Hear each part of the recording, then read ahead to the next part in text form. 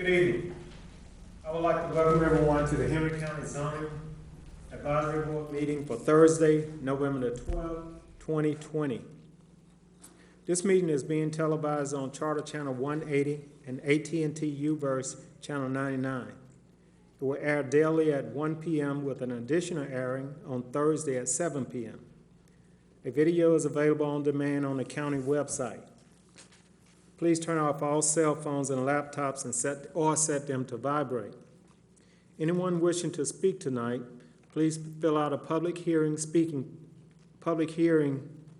speaker card.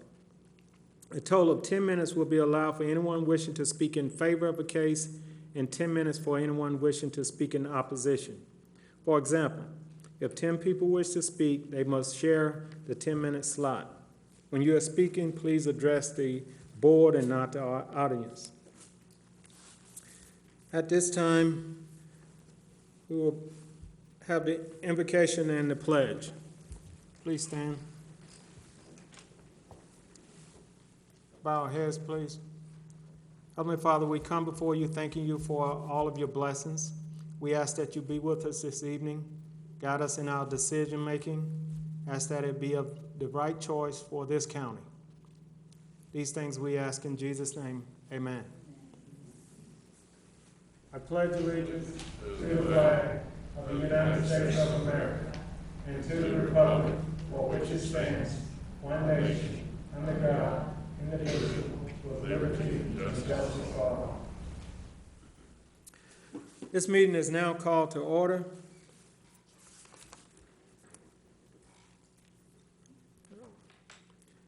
Do we have any housekeeping, Stacy?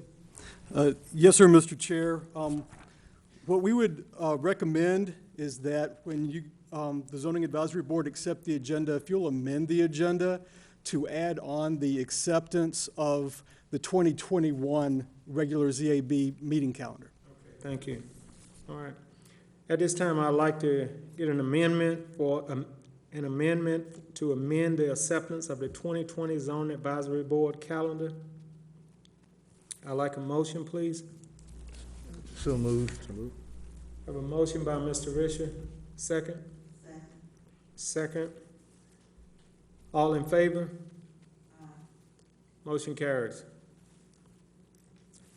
I'd like to make a motion to accept the agenda. Make a motion that we go ahead and accept the agenda. I have a motion by Ms. King, second by Mr. Risher. All in favor? Motion carries. Thank you. Anything additional, Stacy? Not at this time, Mr. Chair. Okay, thank you. If not, we'd like to call the first case, please. Mr. Chair, if it please the ZAB, we did have minutes for you guys to consider. I'd like to make a motion to accept the minutes. Motion to accept. Motion. Second? Second. All right. All in favor? All right. Motion carries. Okay. Nothing further. Let's move forward with the first case. Yes, sir, Mr. Chair. We'd also like to state at this time that 2 cases were advertised for tonight's meeting, but they've been postponed and they will not be heard. So CU 20, and I'm not sure exactly what the rest of that is, but it's Alexander Killebrew of Atlanta, Georgia, requests a conditional use for the property located at 567 Flat Rock Road. And this request was for a commercial kennel, and this item will not be heard tonight.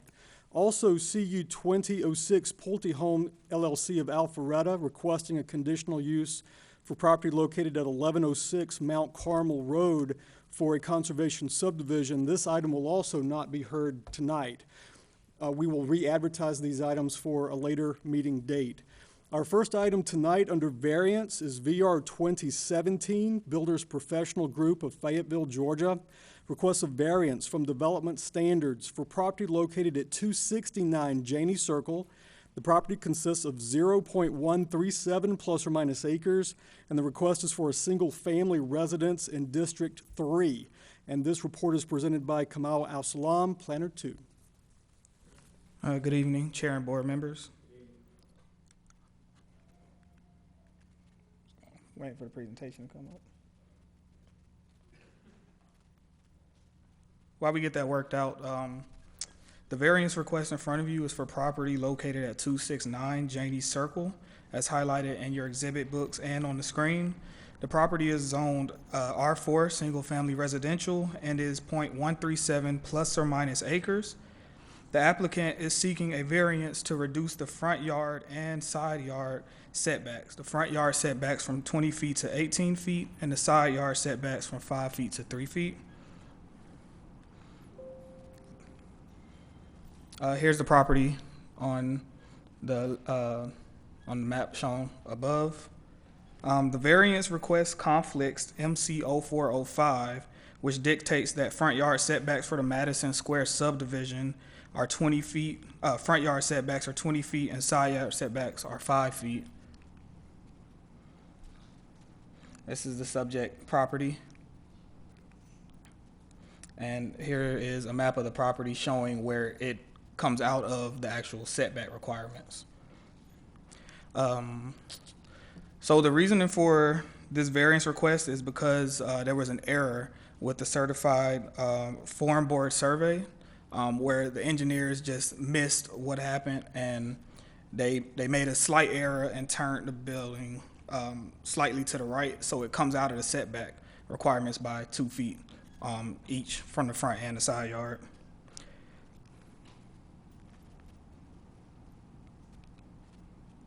It was brought to my attention that the developers are the ones that caught the error, and they came to rectify it with planning and zoning.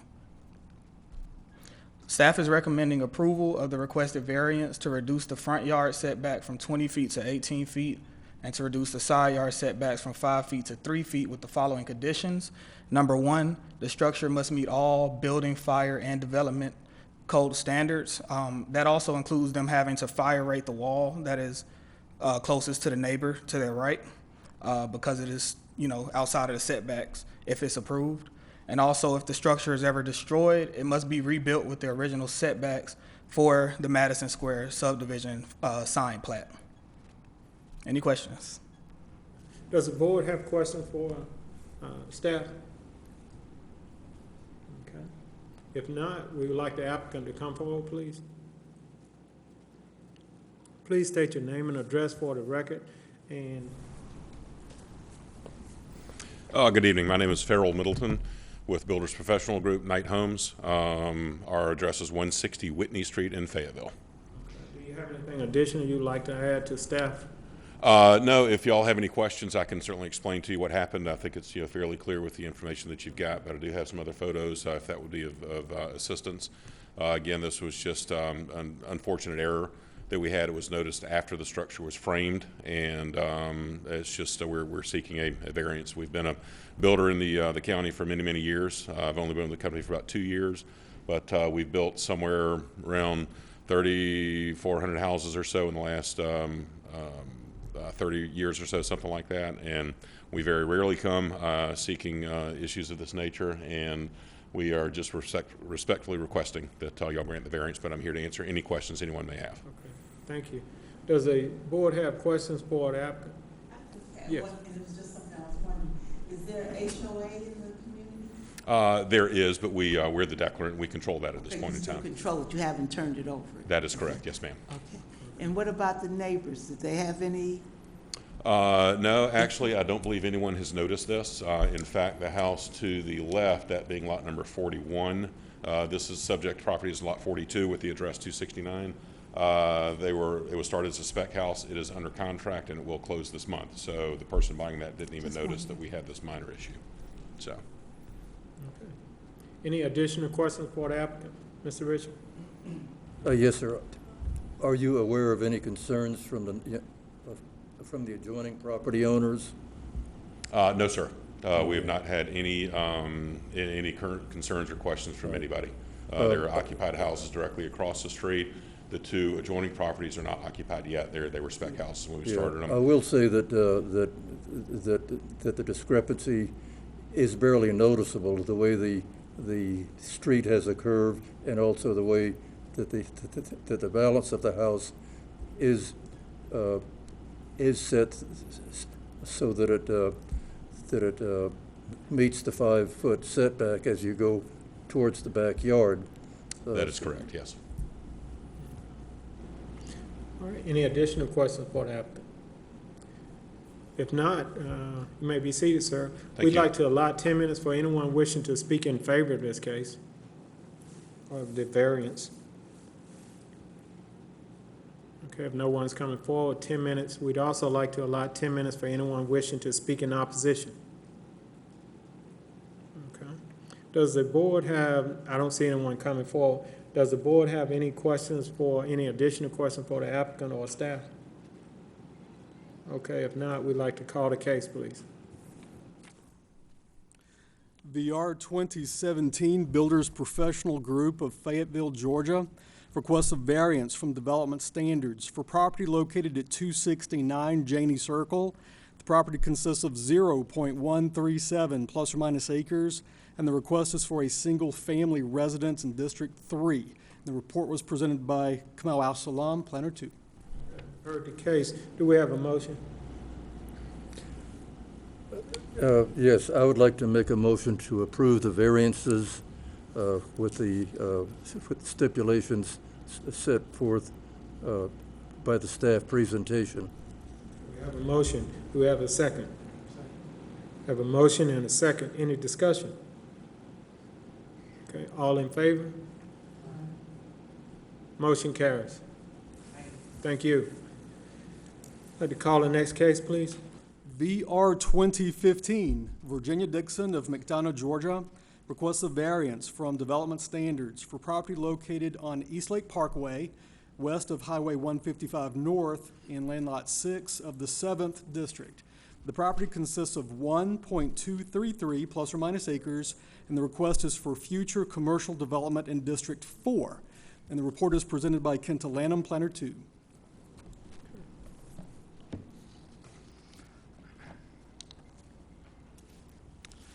Good evening, Chair and board members. Good evening.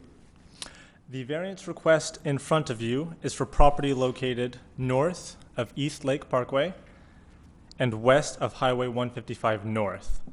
The property is currently zoned RA, Residential Agricultural, as shown on the overhead projection. Soon. There we go. There we go. And is 1.233 plus or minus acres. The property is within the Highway Corridor Overlay District and has an associated rezoning request from RA, Residential Agricultural, to C2, General Commercial. The applicant is requesting relief from the flag lot standards as well as the Highway Corridor Overlay District standards.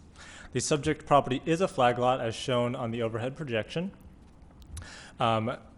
Normally, as per code, flag lots are required to have 60 feet of road frontage as stated in Chapter 4, Section 40402D as in dog.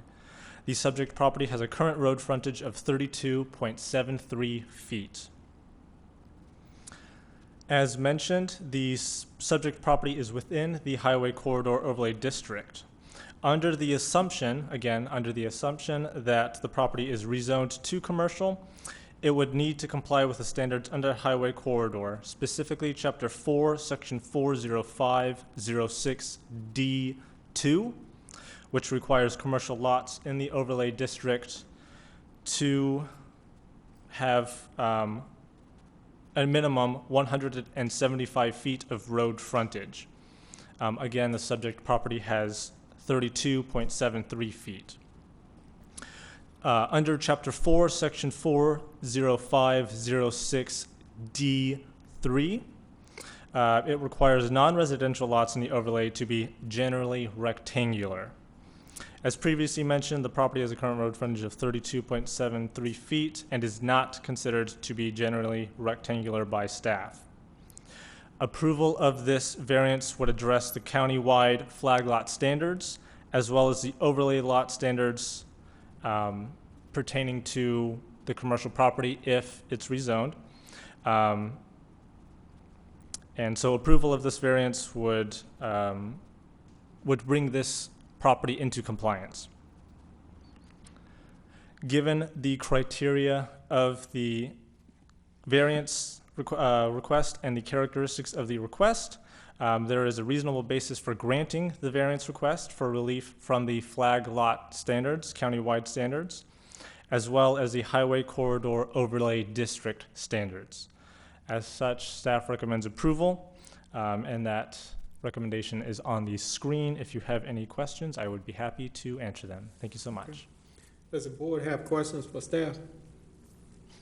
Okay. If not, we'd like the applicant to come forward, please. Please state your name and address for the record.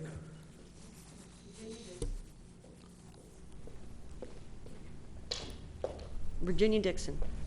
Okay. And your address, Ms. Dixon? Oh, I'm sorry. 122 Glen Eagle Way in McDonough.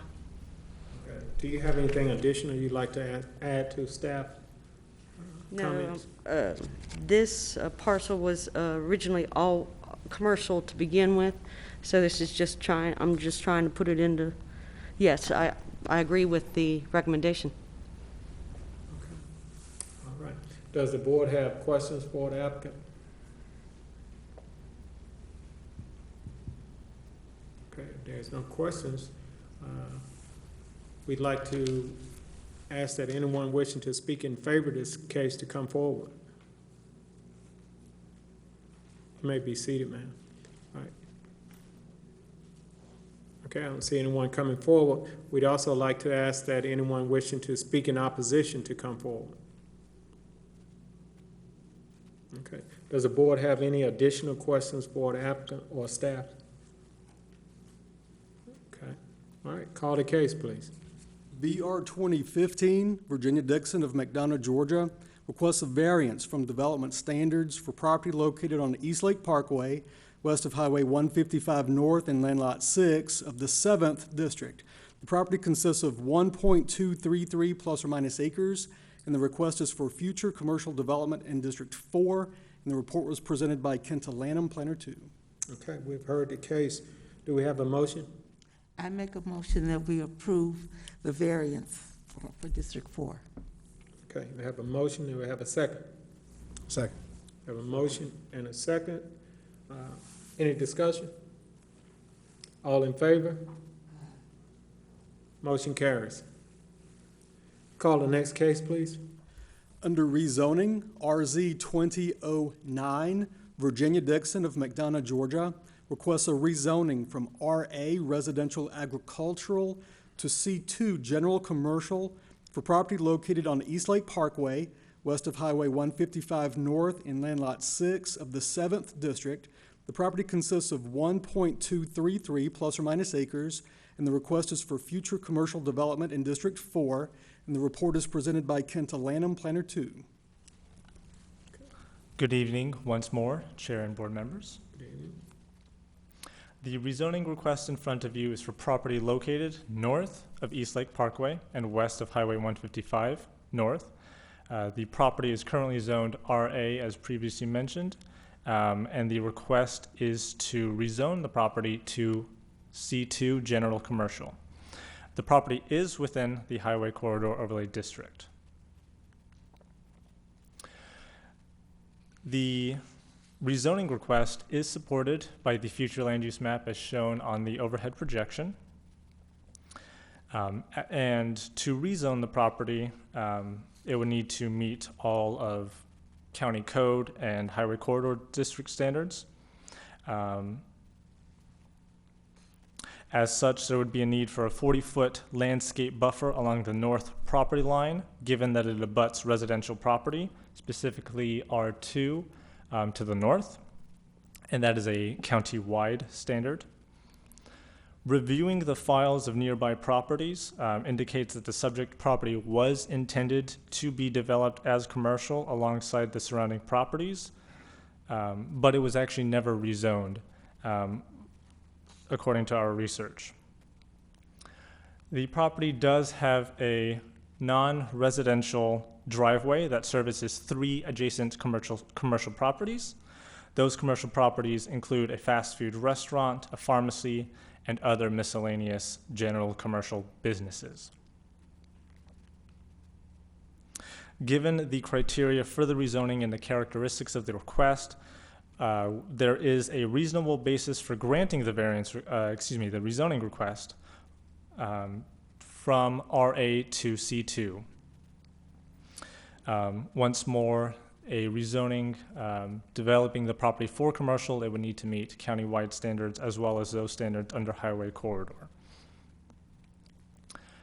As such, staff recommends approval for the request, and those, with 3 conditions. Those conditions are above on the screen.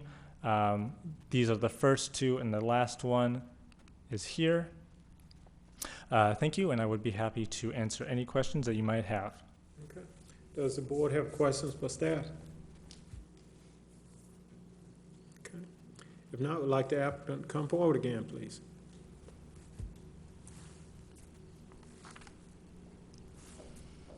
Just for the record, Ms. Dixon, will you state your name and address again, please? Sure. Virginia Dixon, 122 Glen Eagle Way, Mcdonald. Okay. Does the board have questions for, or would you like to add anything to staff recommendation? Well, my only, no, I agree with the recommendation. Okay. All right, does the board have questions for the applicant? Okay, well, thank you. At this time, we'd like to allot 10 minutes for anyone wishing to speak in favor of this case. I would like to speak, though. Okay. You Okay. have Well- 10 minutes to speak in favor. Well, right Yes. now you don't, because you have approximately 2 minutes. I'm sorry, 8 minutes. No, I agree with the rezoning request. Of course,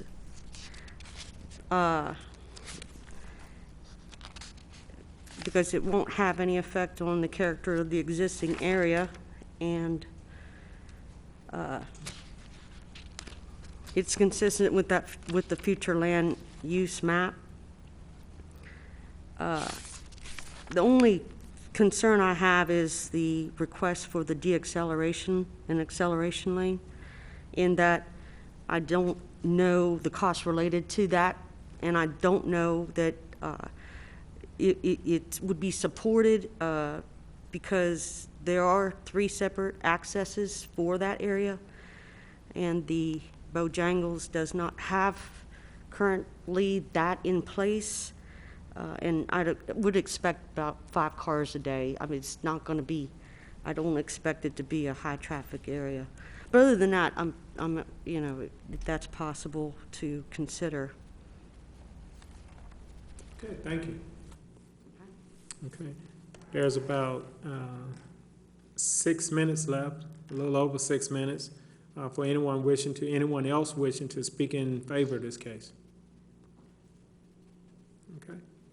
We'd also like to allot 10 minutes for anyone wishing to speak in opposition.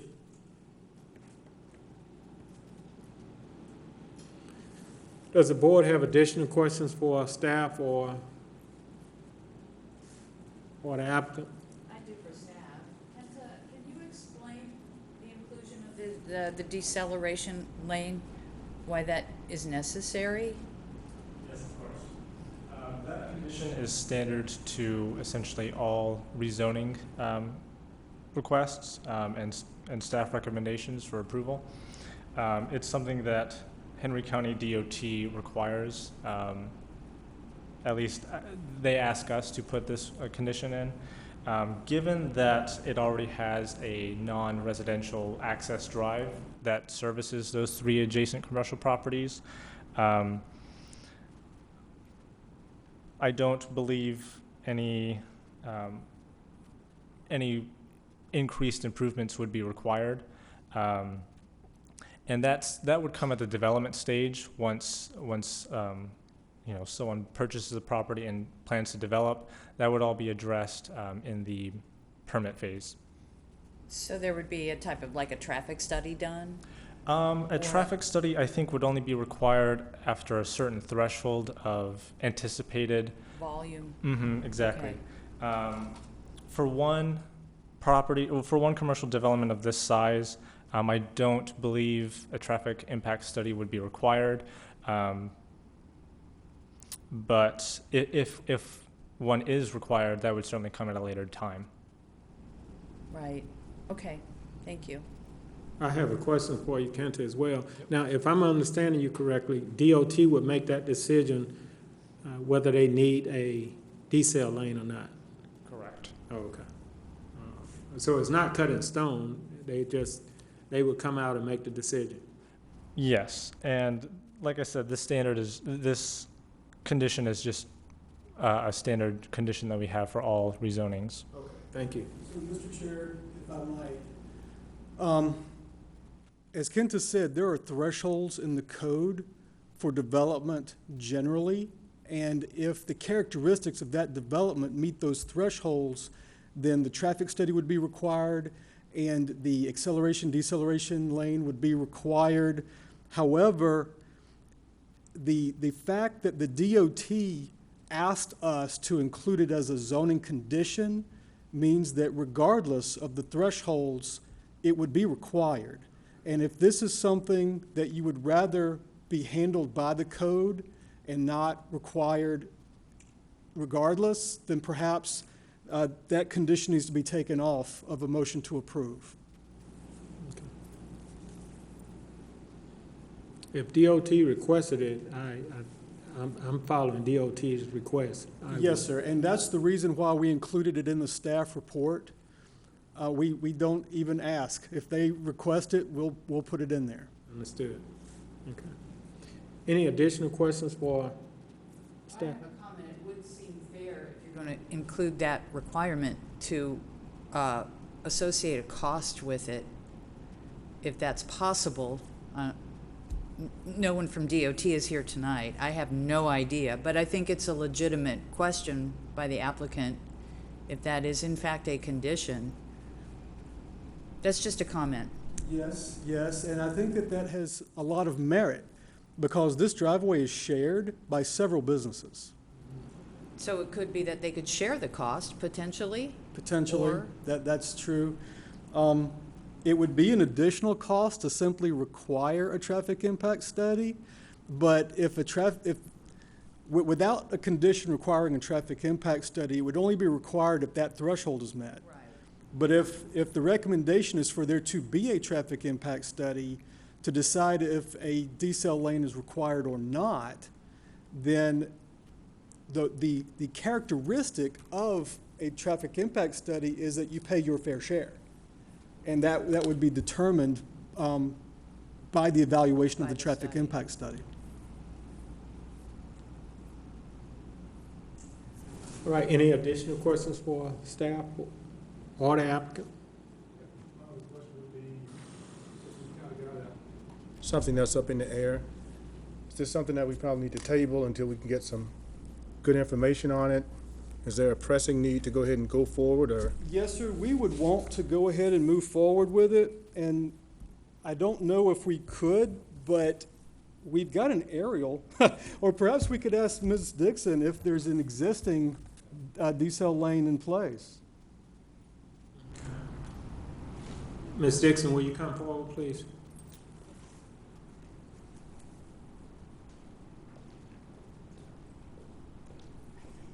To be clear, we're trying to help you out here. Yes, I'm definitely.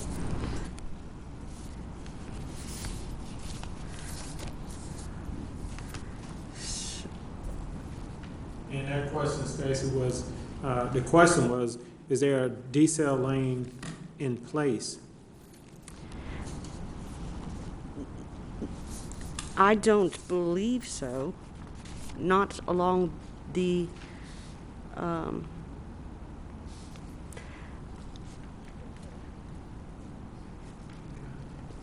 not along East Lake Parkway, not to get into that.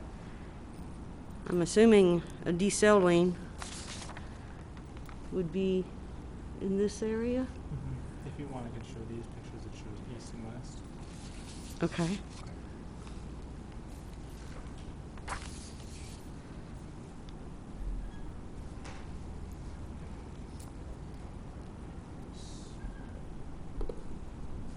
This is an image taken of the site from the street. East Lake Parkway runs this way. This is facing east towards Highway 155. There is no deceleration lane. There is an acceleration taper from the intersection here that ends off the property line. It's right around here. East Lake Parkway is currently 2 lanes with a median. This one is limited to right in, right out based on the fact that the median is in place. This is a view looking west towards, oh geez, Springdale. In any event, there is no acceleration taper here either. So, Mr. Chair, what we recommend, because there is a threshold in the code, and if it meets that threshold, it will have to have a deceleration lane anyway, then perhaps if it's the pleasure of the board, that condition could not be included. Because if it meets the thresholds, it's going to be required anyway. There's no reason to have a duplicate condition. Okay, understood. So you're saying that could be eliminated? Yes, ma'am. I'm understanding you to say it can be eliminated, but if the threshold, they fall within the threshold, it's gonna be required anyway. Yes, sir, that's correct. Okay, all right, okay. I didn't know that it would be required by the DOT. And not, so, you know, Sure. whatever they require is what we'll do. I understand, of course. I mean, it would seem fair to bring equity to it too, if it is shared, in fact. Yes, And absolutely. I mean, based on what we're seeing, it's probably gonna have to have one. It's 2 possible. are gonna pile up. Yes. Okay. Any additional questions for the applicant? Okay, if not, you may be seated, ma'am. Any additional questions for staff? Okay, no additional questions. Call the case, please. VR 2009, Virginia Dixon of Mcdonald, Georgia, requests a rezoning from RA, Residential Agricultural, to C2, General Commercial, for property located on East Lake Parkway, west of Highway 155 North in Land Lot 6 of the 7th District.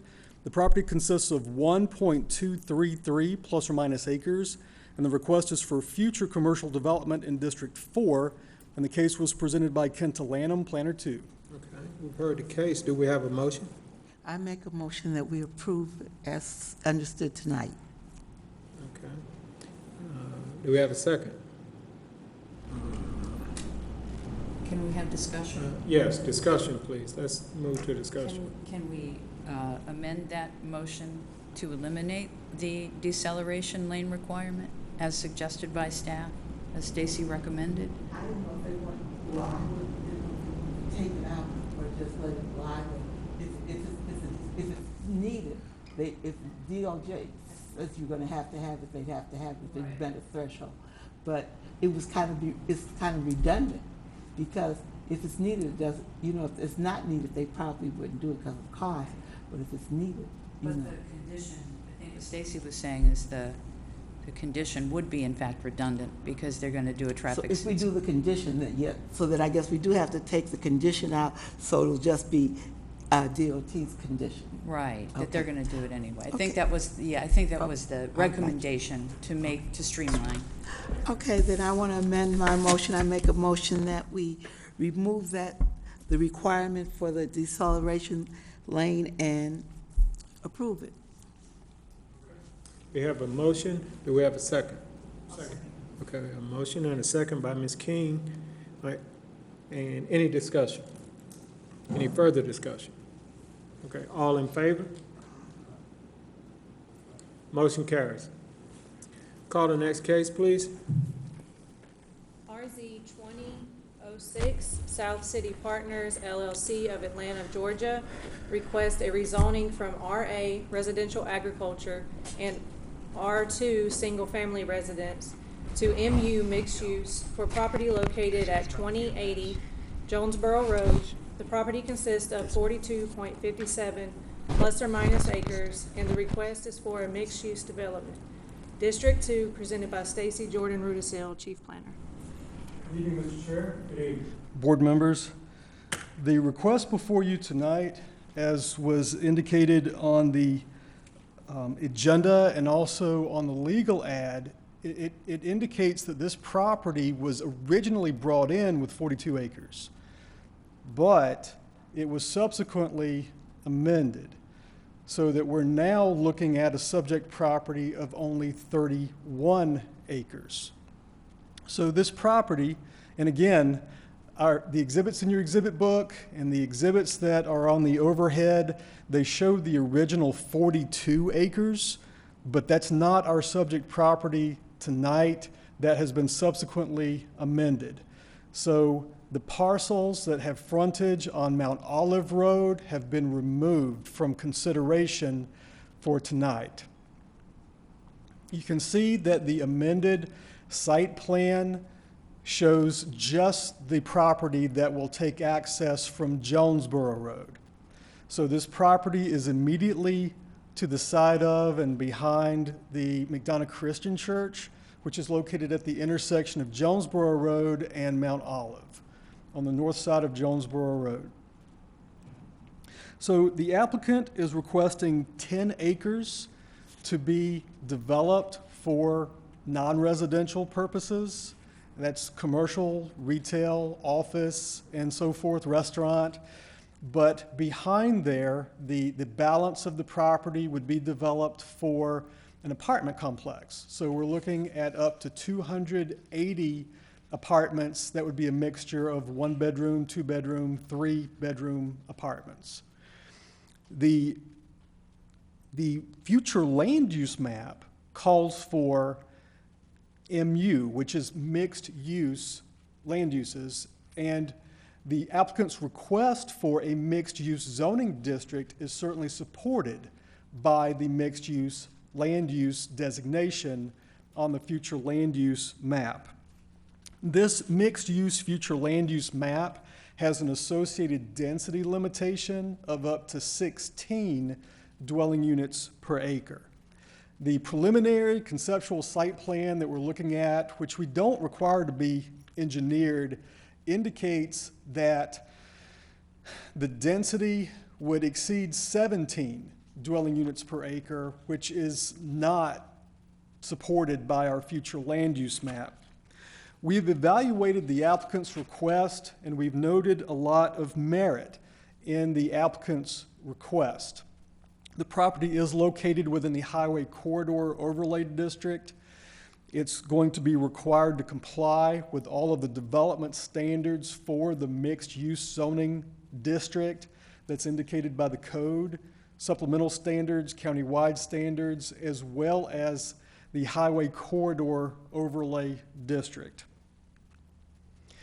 We have noted and we've worked with the developer to avoid evaluation by the state of Georgia as a development of regional impact, which is why the size of the development and the intensity of the development have been pared down. So what we want to do is to avoid having to be evaluated by the state as a development of regional impact. So staff does recommend approval of the applicant's request with several conditions, namely to make sure that the action is just for the 31 acres, to limit that intensity and the density to what is supported by the future land use map, and to an intensity that would not meet the threshold that would require evaluation by the state. As required by the Highway Corridor Overlay District, as well as zoning condition, we are requiring interparcel connectivity between this portion of the subject property and the north portion that's now the neighboring property that would have access onto Mount Olive. So whether the applicant brings that in for rezoning or whether a different applicant brings that in at a later time, there will be connection so that the residents or the customers that would be visiting or living on this site wouldn't have to get back out on the Jonesboro Road and make that left, just to turn left onto Mount Olive to visit the portion of the property on Mount Olive. Instead, there would be a connection between the two parcels, which we believe would be beneficial. Also, we are recommending a condition regarding an amenity package, and we would slightly like to amend our recommendation just to clarify that an amenity package, which shall include at a minimum a swimming pool and clubhouse, shall be provided to residents within the development, because we don't want there to be any question that the more amenities that could be offered to the residents, the better. And we would want there to be at least a swimming pool in the clubhouse, but we don't want anybody to think that they're limited to that. So I'd be pleased to answer questions. Does the board have questions for staff? I do. Yeah, okay. Can you please explain what the designation of regional impact is? Yes. What will that look like? Yes. So the State Department of Community Affairs requires that developments that meet a certain threshold for size or intensity have to go through an additional process, which is evaluation by the State Department of Community Affairs, so that they can see what the impact is going to be. The threshold in this case is 500,000 square feet altogether. So we want to keep this development underneath that threshold. If it exceeded that threshold, there's a great possibility that the impact of this development, specifically on the roads, would extend past the jurisdictional boundaries of Henry County and may impact Clayton County, one of our cities, and so forth. So it would benefit the applicant as far as time being of the essence to avoid having a development of such an intensity that it would have to go through that process. So the evaluation of regional impact primarily deals with impact on infrastructure? Yes, ma'am, that's correct. Okay.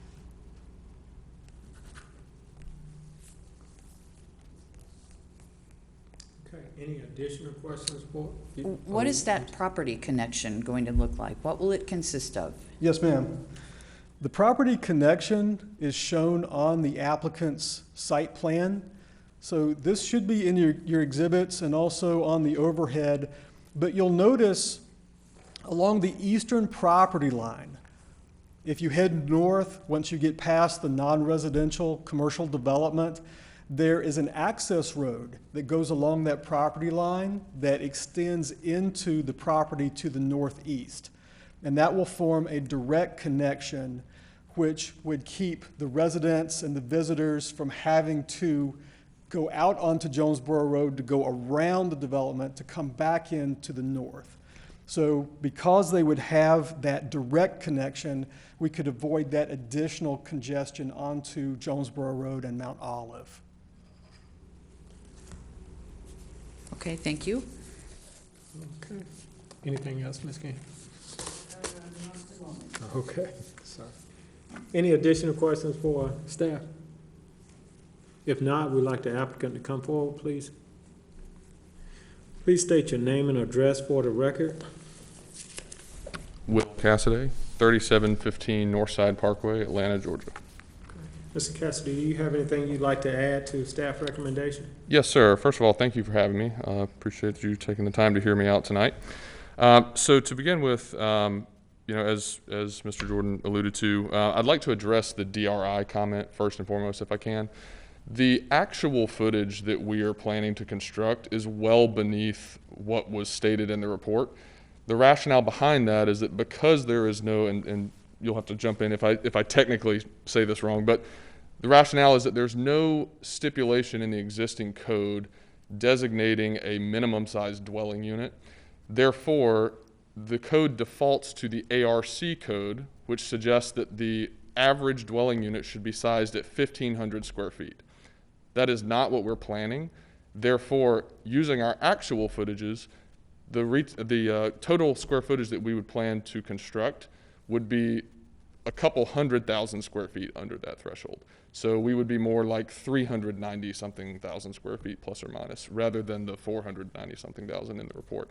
So one of the requests we'll be making tonight as well is to condition this approval upon some minimum unit sizes that will help tailor all of that into the actual footage that we will be constructing, or that we plan to construct. I know that sounds very complicated, but I trust that we can work through that hopefully. But I'll get to that here momentarily if you don't mind. So first and foremost, I'd just like to say that we appreciate staff's report and we appreciate the work that we've done so far. We would like to just kind of run through a few highlights here as well. First and foremost, as mentioned, that this plan development is within the future land use plan as mixed use. It has been recommended for approval. We would like to also address condition number 4 at some point in this process in the report. As you'll see on our site plan, we have 3 access points on this on the current plan. There's the intersection at Vinings Drive. There's a right in, right out along Jonesboro Road, and then there's also the connection to Mount Olive Road at the top. So we'd like to amend condition number 4 to allow the right in, right out on Jonesboro Road as well. Additionally, this property conforms with all the other existing uses around it. It's within walking distance of other shopping, retail, and other commercial uses. In addition, it's within walking distance of other residential of the same nature. As mentioned, this project before you tonight is consisting of 31.1 acres. It'll involve the mix of uses that was discussed, the main entry, secondary entry, and Mount Olive entry, as I discussed as well. We'll also be conducting a traffic impact study as we move forward. The commercial portion fronting Jonesboro Road will obviously act as the gateway into the rest of the project, where the residential will sit behind. The apartments, as mentioned, will also be heavily amenitized, and we will get to some of that here momentarily as well. We have South City Partners, who I represent, has a long-standing track record in and around the Atlanta area. We build best-in-class residential as well as mixed-use environments. We have a retail partner on board with us in this project that has developed numerous projects in and around the Henry County area, so they're well acquainted with this as well. Unfortunately, they could not be here tonight. The majority of the apartments as well will be one bedroom. So what we specialize in is a product that caters predominantly to working professionals, empty nesters, and seniors. And the reason for that is that we build a predominantly one bedroom product, which cuts down significantly on the number of children that are anticipated in our product as opposed to some of the other product in the area. And so, as indicated in staff's report, there's a school impact analysis. We would anticipate that our impact on the schools would be far less than is average, simply because of the nature of the product that we build. As I mentioned earlier, we would also be seeking to condition this approval upon the unit sizes. We can stipulate those now if that's appropriate, or later. I'll defer to you as to when that makes sense. Okay, sure. So we would like to stipulate 1 bedrooms at a minimum of 635 square feet, 2 bedrooms at a minimum of 1,050 square feet, and 3 bedrooms at a minimum of 1,450 square feet. Can you repeat that, please? Yes, ma'am. So 1 bedrooms at a minimum of 635 square feet, 2 bedrooms at 1,050 square feet, and 3 bedrooms at 1,450. Thank you. Sure. Additionally, we believe this project will also have positive impacts on the county. First and foremost, when developed, this product will produce significant tax gains for the county. As it stands now, we would anticipate hundreds of thousands of dollars in annual increase in tax revenue to the county. This property is currently undeveloped, and unfortunately, due to the size and shape of the property, it is a bit of an enigma to figure out. So we believe that we've done our best to try to make it work due to the short frontage and depth of the property, it does become a little bit cumbersome to try to figure out how to orient everything and get the appropriate frontages and everything needed. To quickly run through, I believe we sent you guys some slides. We'd like to simply give you a taste of what we're planning to develop and what you might anticipate seeing once this project was completed, just so everyone can better understand what we're seeking to do. Well, you have a total of 4 minutes remaining, and that includes anyone wishing to speak in favor of it as well. Okay, great. Okay. I will try to be brief.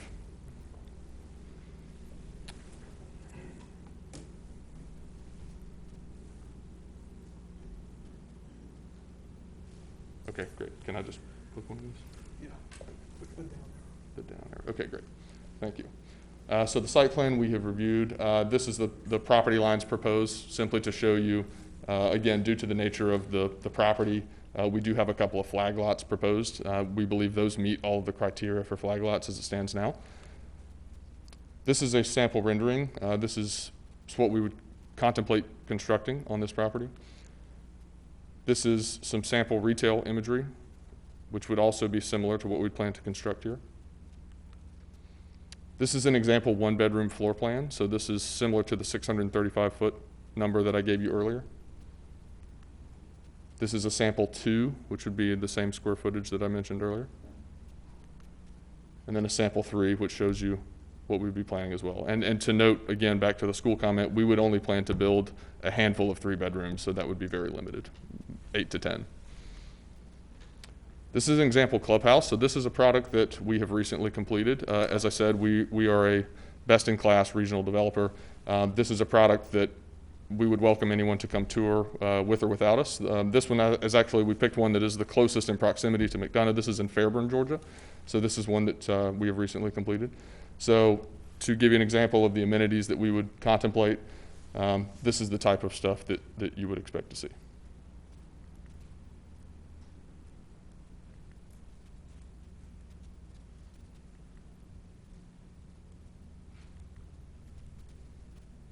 So to quickly run through these, I will try to yield the rest of my time to anyone who'd like to speak in favor. Thank you very much. Okay. Does the board have questions for staff? I'm sorry, for the applicant? I do. Don't go yet. Sorry. Quick, can you offer a price point on those apartment units? Yes, ma'am. I can give you some starting figures. So we would anticipate 1-bedrooms starting in the 1,200 range. 2-bedrooms we would anticipate starting in the 1,400 range. And then 3-bedrooms we would anticipate starting in the 1,500 range. Okay, thank you. You mentioned, did you have a commitment on your retail for the anchor? That's correct? We do not have a commitment yet, no ma'am. We are working diligently to obtain that commitment, but we do not have a commitment yet.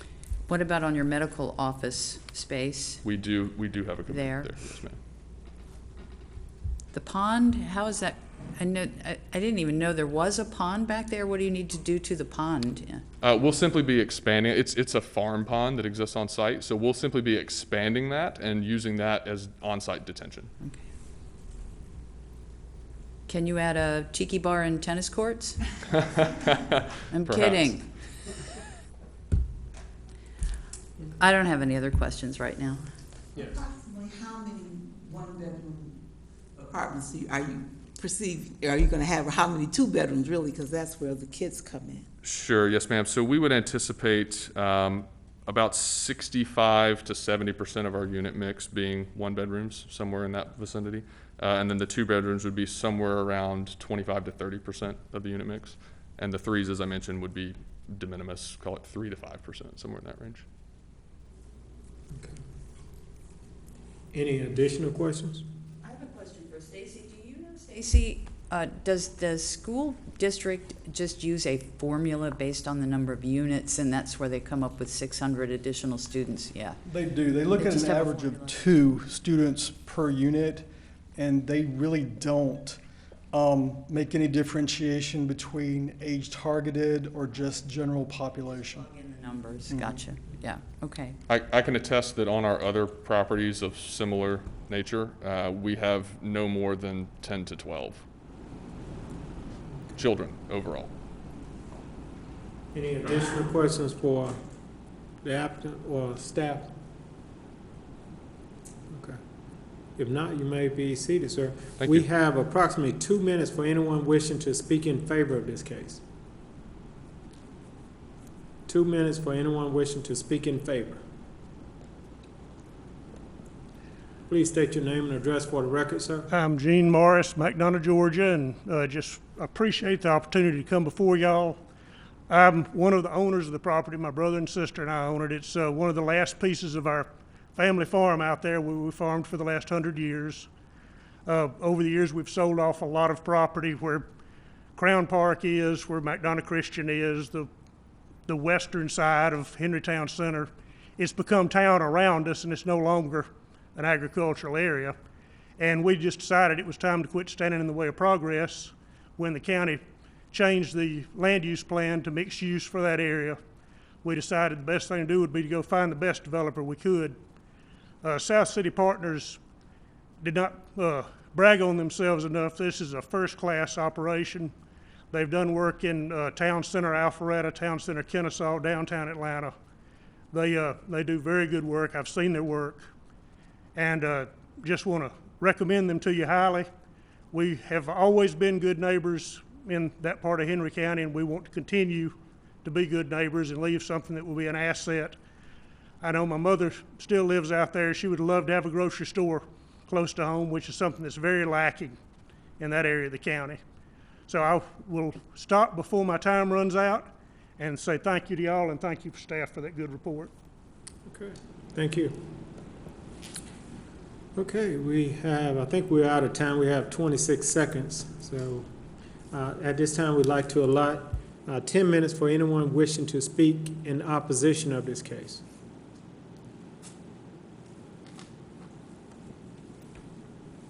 Please state your name and address for the record. Sam Davis, 147 Crown Park Drive, McDonough. Good evening, ladies and gentlemen. I just want to take an opportunity to speak on behalf of the residents of Crown Park community, Crown Park Homeowners Association. As a resident of Henry County since 1986, I've seen change. You have to embrace it. The growth is attractive to everybody, whether you're a resident or a developer or whatever the case may be. But I've also seen our sister counties who have gives us a good example of what not to do. Rapid expansion, tax dollars being the main carrot for which we chase after. The impact that we're concerned about as residents is probably pretty evident if you've ever been on Jonesboro Road on a weekend or at rush hour or any other time. We've invested our lives and livelihood in our community. We have a small development. It's 13 houses. It is protected by land surrounding us up until now. What we don't want, and we'll just basically state it bluntly, are apartment complexes. We all are relatively familiar with what the risk of that would be. We appreciate the concern for the quality and amenities. However, for us, that's not an issue. That's really immaterial to what our concerns are. The single apartment buildings that we got a breakdown of, we're going to have 65%, roughly 30, and then roughly 5. These are numbers that, if I understand right, are not required or written in stone. It's a gentleman's statement, which we respect, but we understand that could also change at any time. Moving forward, we want to be able to appreciate and continue to use our residents as a way that we have been. The road is heavily taxed with traffic.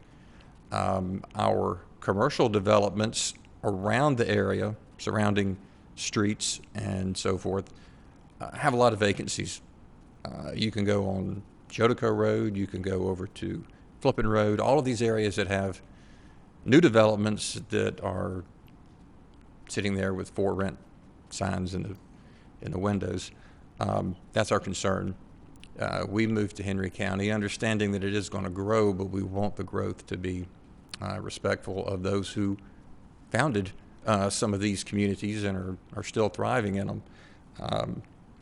We don't want to have to flee the county.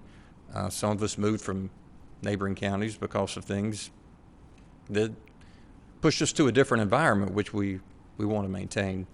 And also the point that we, I guess, are most concerned with is what will be the extension of these zonings as we move forward. As you move away from the shopping center going more towards Fayette County, we have residential completely, with the exception of a few gas stations and so forth. So we're concerned that we're going to be landlocked by these commercial developments, especially with a parcel directly across the street from our neighborhood that's been battered around for different types of zoning as the years have gone by, nothing of which has happened. So our concern is that you respect what we have bought into and what we want to maintain. Thank you. Okay. We have approximately 6 minutes for anyone else wishing to speak in opposition. There's a total of 6 minutes remaining, so ask that if multiple people want to speak, please limit it to allowing others to speak. Please state your name and address for the record. Yes, my name is Mark Jones, 212 The Abbey, Mcdonald, Georgia. I don't really live in the area, but my main concern is that, if I understand correctly, west of where they're talking about is only 2 lanes. And a lot of times what's happening is that the traffic is just really bad already as it is. And if you build more development there without fixing the roads first, that's just a recipe for disaster. I think the development would be good and it's positive for the county, but fix the roads first. Make it 2 lanes west of that area first before you start adding more residents, adding more traffic. Get in the habit of fixing the roads first before you add all this other development. That's my concern. Okay. I have approximately 5 minutes for anyone else wishing to speak in opposition. Anyone else? Okay, no one else is coming forward. Does the board have additional questions for the applicant or staff? For the applicant, please. Okay, will the applicant come forward, please?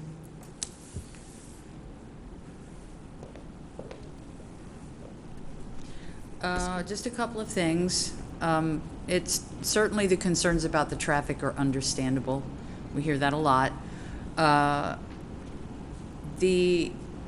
Are you considering a grocery store as an option for the retail? Is that an option? Yes, ma'am.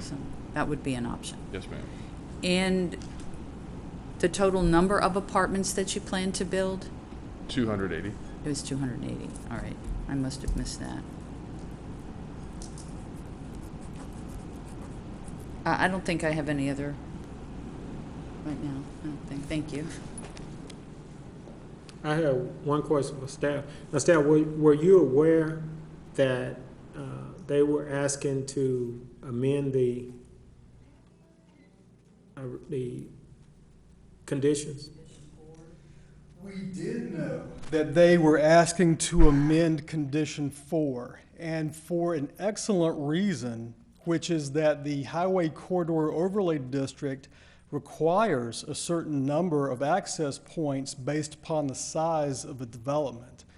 But the private drive with utilities that would provide access to the apartment complex, as well as go further and provide access to that neighboring parcel to the northeast, would need to be built to the standard of a public road.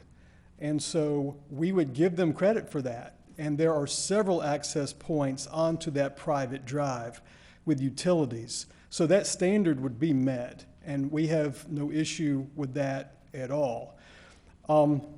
Based upon the applicant's proposal, if it's the pleasure of the zoning advisory board to change condition number 4, perhaps it could read or maybe add an additional phrase at the end to say, well, the last sentence would read, there shall be no direct access to Jonesboro Road other than main access point and one right in, right out, meeting the approval of the Henry County Department of Transportation. We have no objection to that. Okay.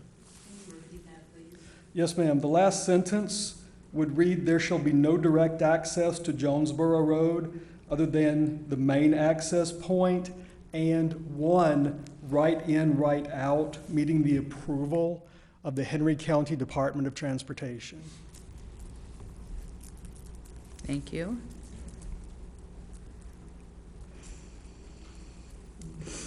Any additional questions for staff? Mr. Richard? Yes, I have a question for staff. It appears that on the site plan that the developers are planning on a traffic signal at their main entrance. Is that based on some preliminary traffic studies that have been done already? No, Mr. Risher, not that I am aware of. That traffic signal would need to meet warrants. In other words, we wouldn't allow for a traffic signal to be located there if there was no need for it. Also, it would need to meet separation requirements, and I would note that it's Mount Olive. It will be the alignment of the western parallel connector, and it will end 1 block to the east of that location. And so the separation requirement may not be met if there were to be 2 traffic signals at this location.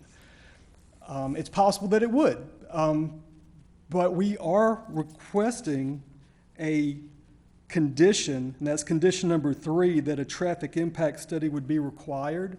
So when that's done, that will determine if there should be 2 signals at this location or just 1. But we feel like that condition would handle that. Okay. All right, so that wasn't a staff recommendation. It's something that was shown as a possibility by the developer. Yes, sir, that is correct. But it might not necessarily be required. Yes, sir, that's correct. Or it would be coordinated with the other signal on the Mount Olive Road project. Yes, sir. At some future time. Thank you. I think Mr. VM. Yeah, as far as the buffer towards Crown Park Drive, it's 20 feet up through the retail and then 10 feet after that is, at least that's what I think it says. Should that be widened some as a buffer to them, to the residents over there? So the minimum requirement between incompatible land uses, for example, between single-family subdivision and commercial development, is 40 feet. And as staff, if there's a good reason for it, we could administratively reduce it as long as they put in a fence to mitigate that smaller width. But otherwise, that requirement would be 40 feet between the commercial and the single family, and perhaps it would be smaller between the multifamily residential and the single family residential, but the code would require that anyway. We didn't recommend that as a condition, but if it's the pleasure of the board to make a recommendation on a condition, that would need to be a part of a motion. Thank you. Okay, any additional questions? Okay. If not, we'd like to call the case, please. RZ 2006 South City Partners LLC of Atlanta, Georgia, request a rezoning from RA Residential Agriculture and R2 Single Family Residence to MU Mixed Use for property located at 2080 Jonesboro Road. The property consists of 42.57 plus or minus acres, and the request is for a mixed-use development in District 2, presented by Stacy Jordan Rudisill, Chief Planner. We've heard the case. Do we have a motion? Before I make a motion, I would like to consider Don's recommendation or thought on the increasing the buffer. And can you give me the numbers again that you're thinking would work, or with some help from Stacy on that? What would be acceptable?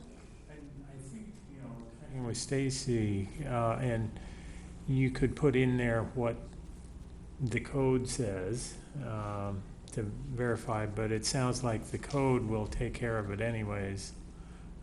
So either direction would probably work.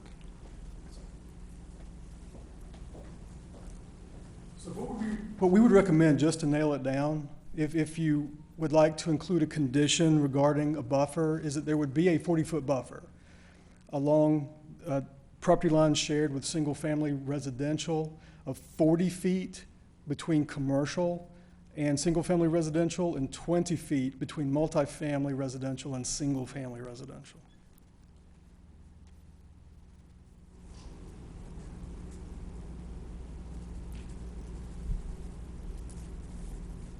Okay, thank you. Yes, ma'am.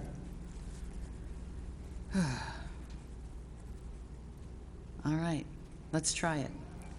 I'll make a motion to approve this request as recommended by staff. We'll add the buffer condition, please. 40 foot on the property line between single residential and commercial. That would be a 20-foot buffer line between multifamily residential and single-family residential. We'll also amend condition number 4 to finish. The last line will read, with no direct access to Jonesboro Road other than the main access point, with one right in, one right out, needing approval from the Henry County Department of Transportation. We have a motion on the table. Do we have a second? Second. And we have a second by Mr. Richard. Any discussion? Okay, all in favor? Motion carries. Thank you. Thank you. Thank you, Stacy. Thank you.